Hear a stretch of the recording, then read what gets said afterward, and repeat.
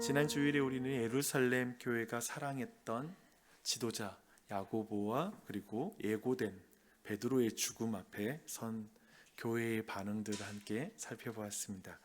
오늘은 이스라엘 공동체가 사랑했던 지도자 아론의 죽음에 대한 이스라엘 공동체의 그 반응, 그것을 한번 생각해 봤으면 좋겠습니다. 사실상 오늘 말씀 20장 보니까요, 20장 1절을 보면 미리암이 아론에 앞서서 지금 죽었습니다. 그리고 곧 모세의 죽음도 아론의 죽음에 이어서 있을 것입니다. 이렇게 본다면 지금 이스라엘 공동체도 사랑하는 사람의 죽음과 그 다음의 죽음, 그 사이에 놓여 있다라고 우리는 이렇게 이해할 수 있습니다. 공동체가 사랑하는 지도자의 죽음, 그 상실은 단순한 사건이 아니라 아마도 공동체의 신앙을 흔드는 그런 사건이 될 수도 있는 것 같습니다. 그런 의미에서 이것이 지금 어떤 의미에서의 경계선 상황, 벼랑 끝 상황이다라고 이렇게 이해할 수가 있을 것 같아요. 광야에서 성장했던 2세대는 이제 1세대 지도자들의 죽음이 점점 이렇게 하나씩 시작되는 과정 속에서 굉장히 공포스러웠을 것 같습니다. 너무 의지했는데, 사랑했는데. 그러니까 미리암도 사라졌는데 이제 아론마저도 사라지는 거예요. 그렇게 보니까 이렇게 가족의 죽음이 연속되면 이 다음 죽음은 모세인가? 라고 하는, 이제 아직 닥치지 않았지만 모세의 죽음이 벌써 예상돼서 벌써 두려움의 모드로 들어갔던 사람들도 분명히 있었을 것입니다. 사랑하고 의지하는 그런 지도자들의 상실, 이것은 굉장히 절망감을 안길 수 있는 그런 일이죠. 그런데 하나님은 이 미리암, 아론, 그리고 앞으로 있을 모세의 죽음을 통해서 이스라엘에게 뭔가를 가르치고 싶어 하시는 것 같아요. 아주 중요한 걸 가르치고 싶어 하는 것 같습니다. 참으로 신자의 죽음은 그런 의미에서 하나님의 그 특강이 이루어지는 장소인 것 같아요. 자리가 되는 것 같아. 우리 그래서 주님은 일찍부터 우리에게 정말 잔치집보다는 그런 상가집에 가라, 장례식 가운데 가라, 거기서 배우는 게 많다라고 말씀하셨는데, 정말 지금 이 지도자의 죽음은 그런 부분인 것 같습니다. 아론과 모세의 죽음에는 저는 크게 두 가지의 가르침이 있다라고 생각합니다. 그것을 이해하려면 20장 1절부터 13절까지 있는 무리바 물 사건을 보면 돼요. 이걸 저는 좀 무리바 워터게이트라고 말해야 되나? 그 사건 한번 주목할 필요가 있습니다. 무리바에서 물이 없어 떨어지자 백성이 지도자인 모세와 아론에게 와서 정말 달려와서 잡아 죽을 듯이 이렇게 말합니다. 진작에 우리가 죽었으면 좋았을 것을. 내 형제들이 부러워 죽겠네. 그들이 부러워 죽겠네. 왜 이렇게 부러운지? 너희가 왜 광야로 인도해서 우리와 우리 짐승에게까지 이런 개고생을 시키냐? 왜 애굽보다 나쁜 곳으로 인도하냐? 저는 이 말이 너무 아프게 느껴지더라고요. 애굽보다 나쁜 곳으로 인도하냐라는 표현을 쓰는 거예요. 이 말을 해요.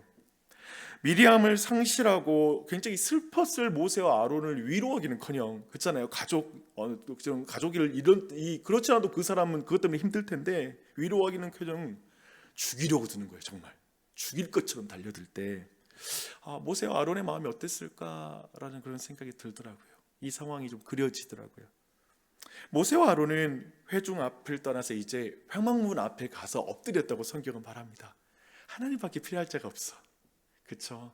세상에 의지할 데가 아무것도 없어요. 하나님 앞에만 피하는 거예요. 그러자 여호와의 영광이 나타나 말씀이 임하게 됩니다. 이런 말씀이에요. 너희는 반석에게 명령하여 물을 내라 라는 이 말씀을 줍니다. 아주 단순하죠? 너희는 반석에게 명령하여 물을 내라. 그러니까 모세와 아론은 이제 백성들을 반석 앞에 모아요. 여기까지는 잘하죠. 그리고 나서 말합니다. 반역한 너희여 들으라. 우리가 너희를 위하여 이 반석에서 물을 내랴? 모세는 역정을 내면서 지팡이로 이제 바위를 2번 때립니다. 그러자 물이 터져 나와요. 그리고 나서 이제 그 물로 충분히 그러니까 이스라엘 백성의 민원이 이제 순식간에 해결이 됩니다. 그게 문제 없어 보이죠, 그렇죠? 일이 잘 진행된 것 같아. 근데 이때 하나님께서 모세와 아론에게 이런 말씀을 하세요. 너희가 나를 믿지 아니하고 이스라엘을 자손의 목전에서 내 거룩함을 나타내지 아니한 고로 너희는 이 회중을 내가 그들에게 주는 땅으로 인도하여 드리지 못할 것이다. 너희들 가나안 땅에 못 들어가 라는 이 결정이 이루어집니다. 잠깐만요. 이 정도 일로 그 위대한 모세와 그리고 아론이 가나안 땅에 들어가지 못한단 말입니까? 라는 이 질문이 안에 있습니다. 우리는 하나님이 모세와 아론이 마치 실수하기를 기다렸다라는 느낌마저 들 정도의 장면이에요. 그쵸? 어떻게? 그러니까 시범 케이스에 딱 걸린 것 같은 느낌? 딱 그 느낌의 본문입니다. 두 사람에게는 너무나 불행한 것처럼 보이는 사건이에요. 그런 의미에서 가장 선하고 지혜로우신 하나님께서 우리 모두는 역사 속에 모든 하나님의 백성들에게 오고 그리고 가는 모든 하나님의 백성들에게 특별한 걸 가르치고 싶은 것 같아요. 저는 그 특별한 걸 두 가지의 레슨이 이 안에 있다고 생각합니다. 방금 읽었던 말씀에 첫 번째 레슨은 믿음의 문제입니다. 그러니까 하나님은 모세와 아론에게 너희는 하나님을 믿지 않았다, 나를 믿지 않았다라고 말하잖아요. 이 말씀에서 나를 믿지 않았다. 뭘 믿지 않았던 것일까? 홍해가 갈라지는 역사까지 경험했던 모세와 아론이 그 바위에서 설마 바위에서 물이 나오겠어? 라고 이렇게 바위에서 물이 나올 거라는 걸 믿지 않았을까라고 상상할 수는 없어요. 그러진 않았을 것 같아요. 도리어 이런 것 같아요. 하나님의 방식이 충분하다는 신뢰를 놓쳐버린 것 같아요. 하나님은 있잖아요. 반석에게 말로 명령하라. 그러면 물을 내겠다라고 말씀을 하셨잖아요. 그렇게만 말했는데 그는 역정을 냅니다. 즉 하나님의 말씀으로 곧 부드럽고 온유한 방식으로 그 일을 해야 되는데 하나님은 그렇게 일하시기를 원하시는데 그것을 안 따르는 거예요. 역정을 내는 방식으로 사용하는 거예요. 그리고 지팡이를 들어서 두 번 내리치죠. 명령만 해도 충분하다는 걸 받아들이지 않는 거예요. 그래서 하나님이 지정한 방식보다 내 방식이 더 확실하다는 마음, 하나님보다 내 감정과 판단을 앞세운 행동,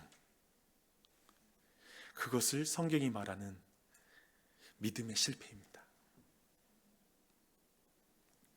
지난밤에 설교를 준비하기 위해서 말씀 하나 하면서 이 말씀을 정리할 때 목사는 그런 것 같아요. 이걸 정리할 때 말씀 앞에 내가 서야 되는 것 같아요. 말씀 앞에 되게 어젯밤에 특별한 제 안에 은혜가 있었던 것 같아요. 지금도 그냥 마음이 떨리기도 하고요. 그냥 눈물이 눈에서 고이더라고요. 입에서는 이런 말이 나왔습니다. 주님, 나는 어제도 오늘도 내 감정과 판단을 앞세웠습니다. 나의 삶은 온통 역정을 내며 지팡이로 두 번이 아니라 100번씩 치면서 사는 것 같습니다. 저는 주님의 지정하신 방식을 너무나 자주 어기고 있습니다. 우리 모두 그렇지 않습니까? 어쩌면 가장 가까운 부부 사이에 어떤 신앙이라는 이유 하나로도 예배 드리는 것 가지고도 감정적으로 역정을 낼 때가 있고 그냥 하나님 방식으로 충분하지 않을 것 같아서 주님이 일하시는 게 너무 안 믿어져서 내가 뭔가를 억지로 하고 싶을 때도 있고 자녀들에게, 일터에서 동료에게, 상사에게 역정을 내고 하루에도 마음속으로 막대기로 수번을 치는 것 같은 원망과 불평과 화냄을 가지고 있는 것, 이것이 하나님의 방식을 신뢰하지 못하는 믿음의 문제다 라는 생각을 해보면서 그 말씀 앞에 서야 된다는 생각이 들었어요. 이 말씀 앞에 서는 은혜가 있길 바랍니다. 두 번째 레슨은 뭐냐면 거룩함의 문제입니다. 이번엔 거룩함의 문제. 하나님이 이렇게 말씀하시죠. 이스라엘에게 내 거룩함을 나타내지 아니한 까닭에 라고 이렇게 말씀하고 있습니다. 그럼 모세는 분노한 상태에서 이렇게 말하죠. 반역한 자들아, 우리가 너희를 위해서 물을 내랴? 우리가 뭐 물을 내는 것처럼 우리가 물을 내랴? 하나님의 분노가 아닌, 하나님은 분명히 분노가 아니라 말씀으로 자신을 드러내라고 하는데 모세와 아론은 분노하는 자신을 드러내는 거예요. 말씀하시는 하나님, 그 온유하신 하나님을 드러내는 게 아니라 지금 화가 나서 나를 드러내는 것이죠. 거룩하신 하나님이 아니라 메신저인 자신을 드러내고 있는 것. 하나님은 공격이 아닌 은혜로 자신을 드러내시는데 사역자가 공격적으로 자신을 드러내는 것. 하나님은 거듭된 죄성을 드러내는 그 이스라엘 백성에게 폭력이 아니라 인내하는 거룩함으로 자신을 드러내시는데, 그 온유했던 모세가 참다 결국 여기에서 분노가 터져버린 거예요. 근데 이게 또 안타깝기도 해. 한 번쯤 이럴 수 있지 뭐. 그런 마음도 있으면서 복잡한 감정 속에 우리는 이 본문을 보게 돼요. 하나님의 성품을 드러내야 할 사역자 모세는 자신의 리더로서의 압박과 감정 속에서 분노로 행동을 해버린 거야. 실수를 해버린 거야. 하나님 그렇게 실수를 안 봐요. 그냥 이거 너 죄야. 결정적으로 이 엄청난 실수는 뭐냐면 이거예요. 실패는 뭐냐면, 그래서 하나님을 왜곡해버리는 거예요. 지도자는 이런 거야. 이스라엘의 지도자는 이 위치에 있는 거라는 거예요. 하나님을 왜곡해버린 위치가 돼버리는 거예요. 정리하면 거룩함을 드러내지 못했습니다. 어떻게 해요? 인간의 분노와 방식으로 행동함으로 하나님의 성품을 못 드러낸 것이죠. 이게 모세한테 실패인 거야. 보니까 이게 진짜 실패야. 어떤 것보다 이것에 실패하면 다 실패한 것 같아요. 그것을 보여주고 하나님이 우리에게 가르치고 있는 것 같습니다. 근데 봐봐요. 지금 이 두 레슨이 굉장히 비슷하죠. 사실 불신앙과 거룩함의 실패는 분리된 문제가 아니라 사실 둘이 얽혀 있기 때문에 그렇습니다. 이렇습니다. 하나님을 신뢰하지 못하니까요, 우리는 인간적인 방식을 사용하고요, 인간적인 방식을 사용하니 하나님의 거룩함이 가려지는 것입니다. 이 문제예요. 하나님은 아론과 모세의 죽음을 통해서 곧 그들 개인에게 간절한 소원이 좌절되는 형태의 죽음을 통해서라도 자손들에게 너무 말하고 싶은 게 있는 거야. 놀랍게도 아까 말한 것처럼 이거 누구에게 보편화시킬 수 없는 정도로 그냥 시범 케이스에 걸린 것처럼, 그리고 특별히 이 사람들처럼 가나안 땅에 들어갈 자격이 있는 사람 없다라고 말할 수 있는 사람을 못 들어가게 하기로 함으로 말미암아 더 강조해서 역사 가운데 있는 모든 교회에게 분명하게 말하고 싶은 게 있는 거예요. 지금 우리에게도 분명하게 말하고 싶은 게 있는 거예요. 하나님의 방식을 신뢰해야 한다. 하나님의 거룩함을 드러내야 한다. 너희들은 그것을 왜곡할 수 있는 위치이다. 너희들의 삶이, 너희들의 말과 행동이 나의 거룩함을 왜곡할 수도 있고, 너희가 이가 나를 신뢰하는 문제가 달려있다라고 우리에게 외치고 싶은 거죠. 그런데 사실 이 본문에서 우리가 이 하나님의 이 두 가지 레슨을 받아들이는 게 쉽지가 않은 것 같아요. 신실한 자에게 하나님이 이렇게 대하시는 게 결국 계속 가혹하다. 그러니까 죽음이라는 게 그래요. 죽음이 워낙 무서운 강력하기 때문에 그래도 그렇게 하면 안 될 것 같은데, 물은 이미 흘러나왔고 공동체의 문제가 해결됨으로 위기는 일단락 다 됐잖아요. 어떤 의미에서 결과주의자들은 결국 문제는 해결됐으니까 뭐가 문제야. 그런데 굳이 두 사람을 가나안 땅에 들어가지 못하게 할 필요가 있었을까 싶은 마음이 우리에게 떠다니는 이유는 뭐냐면, 나도 이 케이스에 들어갈 수 있으니까. 이것을 받아들이는 게 쉽지가 않겠죠. 법률 용어로 보니까, 제가 찾아보니까 비례성 위반이라는 용어가 있더라고요. 죄와 벌의 비례의 원칙이 형사법에서 굉장히 중요한 원칙이더라고요. 그러니까 벌이 지나치면 안 된다는 거지. 그 죄에서 절대 이 원칙은 지켜져야 된다고 보는 것이죠. 하나님이 비례성을 위반하는 것 같아. 그렇죠? 그런데 이것을 뒤집어 한번 보십시오. 하나님은 엄청나게 강조하고 싶은 거예요. 우리 모두에게. 나에게 중요한 것은 효율이 아니라, 어떤 사역을 그냥 네가 해내는 게 중요한 게 아니라 나를 신뢰하는 것과 나의 거룩함을 우선하는 것이다. 이걸 그렇게 말씀하고 싶어 하시는 것 같습니다. 그게 나를 돌아보게 하더라고요. 주 안에 사랑하는 여러분, 우리는 아론의 죽음과 모세의 죽음 사이에서 하나님을 신뢰하는 것과 하나님의 거룩함을 드러내는 것의 중요성을 우리는 그 죽음이란 현장에 서서 배우게 됩니다. 우리가 어떤 태도를 취해야 될지, 어떻게 죽음 앞에, 특별히 사랑하는 지도자를 상실할 때 우리는 그 안에서 우리는 어떻게 반응해야 될지를 본문에서 보게 돼요. 하나님을 왜곡하는 마음이 제일 두려움의 마음이 되어야 되는 것 같아요. 이것을 지난밤에 가장 제가 배웠던 거예요. 그러니까 사역 잘하고 못하고가 아니구나. 하나님을 내가 왜곡하는 걸 정말 두려워하는 목회자인 그게 가장 큰 중요한 거고, 지도자에게는 가장 중요한 가치구나. 사역을 성공적으로 했다, 뭐 교회를 크게 세웠다, 아니면 많은 사람을 어떻게 영향력을 끼쳤다가 아니구나 라는 사실을 배우게 됩니다. 우리 모두는 왕 같은 제사장이라고 말하고 있습니다. 이건 또 목회자의 문제는 아닌 것 같아요. 오늘날의 지도자를 넘어서 우리 모두가 이 땅에서 지도자인 것 같습니다.